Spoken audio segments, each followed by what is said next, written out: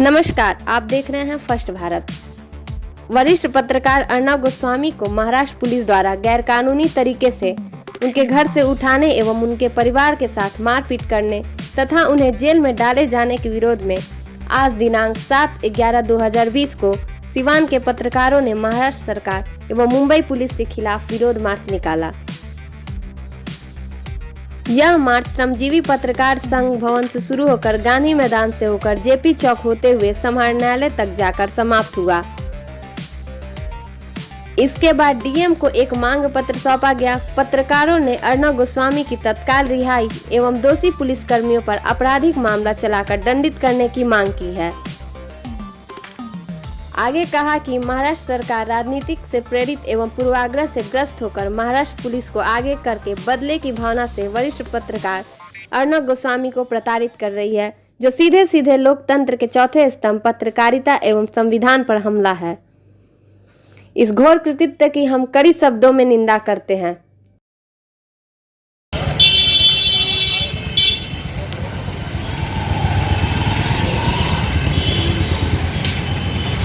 गोस्वामी की गिरफ्तारी के खिलाफ में हम सिवान के सभी पत्रकार आज महाराष्ट्र सरकार, महाराष्ट्र पुलिस का विरोध कर रहे हैं और इसके लिए हम लोगों ने मौन जुलूस निकाला है।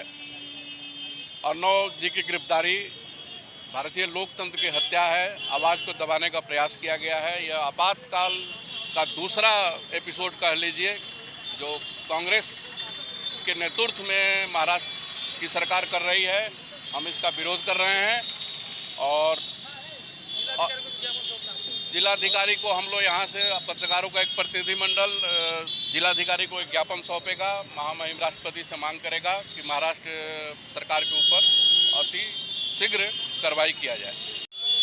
देखिए, अर्नब गोस्वामी ने आप देखिए वहाँ ड्रग्स का मामला हो, सुशांत सिंह राजपूत हत्याकांड का मामला हो, दिशा सलान हत्याकांड का मामला हो, इस मामले को उन्होंने बड़े ही बेबाकी के साथ उठाया और इसमें महाराष्ट्र सरकार के कई मंत्री फंस रहे थे, महाराष्ट्र सरकार के पुलिस के पदाधिकारी फंस रहे थे।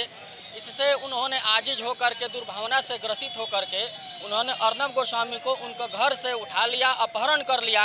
हम अपहरण इसलिए कर रहे हैं कि ना कोई वारंट था और जिस केस की वो बात कर रहे हैं वो 2 साल पहले साक्ष्य के अभाव में बंद हो चुका है और ऑनरेबल सुप्रीम कोर्ट ने भी कहा है कि उनकी गिरफ्तारी अवैध है। तो अवैध है इसलिए वह अपहरण हुआ। AK-47 के बल पर एक आतंकवादी की तरह घर से खींच कर ले जाना, यह संवैधानिक अधिकारों और लोकतंत्र पर हमला है। और यह अर्नब गोस्वामी पर जो उन्होंने किया है, यह हमें इमरजेंसी की याद दिलाती है। जो हमारे पुरखे कहते हैं कि इमरजेंसी कैसा था, हम लोगों ने साक्षात देखा। मैं सरकार से हम मांग करता हूं, ऑनरेबल कोर्ट से मांग करता हूं कि अर्नब गोस्वामी के साथ मारपीट करने वाले, उनके परिवार के साथ, बच्चों के साथ मारपीट करने वाले, अर्नब गोस्वामी को अवैध तरीके से जेल में डालने वाले दोषी पुलिसकर्मियों पर अविलंब कार्रवाई हो, उन पर आपराधिक मामला चले, उन्हें सजा मिले और अर्नब गोस्वामी की तुरंत यहाँ।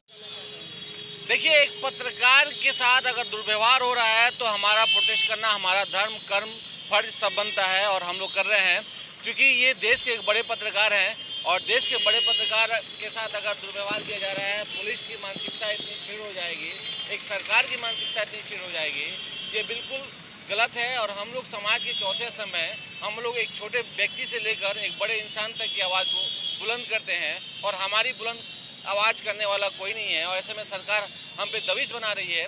ये आज मुंबई में हुआ है, महाराष्ट्र में हुआ है, कल बिहार में हो सकता है, उत्तर प्रदेश में हो सकता है। ऐसा ना हो, इसके लिए हम लोग आज प्रोटेस्ट कर रहे हैं और हमारी स्वतंत्रता छीनी जा रही है। इन सारे मुद्दों को लेकर आज हम लोग अर्नब के साथ खड़े हैं। प्रशासनिक स्तर पे क्या कार्रवाई होगी ये तो कोर्ट फैसला करेगा, लेकिन पुलिस का ये जो रवैया है, गलत रवैया है। एक वरिष्ठ पत्रकार के साथ इस तरह की घटना बहुत ही दुर्भाग्यपूर्ण है और एक तरह से इमरजेंसी की तरह इसको हम लोग देख रहे हैं। देखिए, जिस तरह से महाराष्ट्र सरकार ने महाराष्ट्र पुलिस को आगे कर अर्नब गोस्वामी जो सच बोलने की ताकत रखते हैं, सच बोलते थे, सच जो न्यूज़ होता था वो दिखाते थे, उसको दबाने की कोशिश की है। और जो केस पिछले 2 साल पहले बंद हो चुका था, कोर्ट ने उसे बंद कर दिया था, उस कोर्ट में महाराष्ट्र पुलिस को आगे कर महाराष्ट्र सरकार ने राजनीति के तहत दुर्व्यवहार से प्रेरित होकर अर्नब गोस्वामी को फंसाने का काम किया। इसके लिए हम लोग विरोध प्रदर्शन कर रहे हैं, आज मौन जुलूस निकाले हैं और हम सरकार मांग करते हैं कि अर्नब गोस्वामी को जल्द से जल्द रिहा किया जाए। आज जो महाराष्ट्र पुलिस कर रही है, ये सच बोलने का सजा दी जा रही है। आपको पता होगा कि जिस केस में अर्नब गोस्वामी रिपब्लिक टीवी के जो प्रमुख हैं उनको गिरफ्तार किया गया है, वो केस 2 साल पहले ही क्लोज कर दिया गया, कोर्ट द्वारा क्लोजर कर दिया गया है। जब से महाराष्ट्र पुलिस को कोई साक्ष्य, कोई उनके खिलाफ सबूत नहीं मिला, कुछ नहीं मिला, चाहे टीआरपी केस हो। आपने देखा होगा कि टीआरपी केस में ये एफआईआर ने किसी दूसरे बैनर का नाम था, लेकिन जांच रिपब्लिक टीवी के खिलाफ हो रहा था, जिसमें उन लोगों को कुछ नहीं मिला। तो 2 साल पुरानी केस को साजिश के तहत निकाल करके उन लोगों को गिरफ्तार किया गया है। ये पूरे देश के लोकतंत्र की हत्या है। महाराष्ट्र पुलिस, महाराष्ट्र सरकार चाहती है कि उनके हिसाब से यहाँ पे पत्रकारिता चले या कुछ भी न्यूज़ चले, तो ऐसा नहीं होने जा रहा है।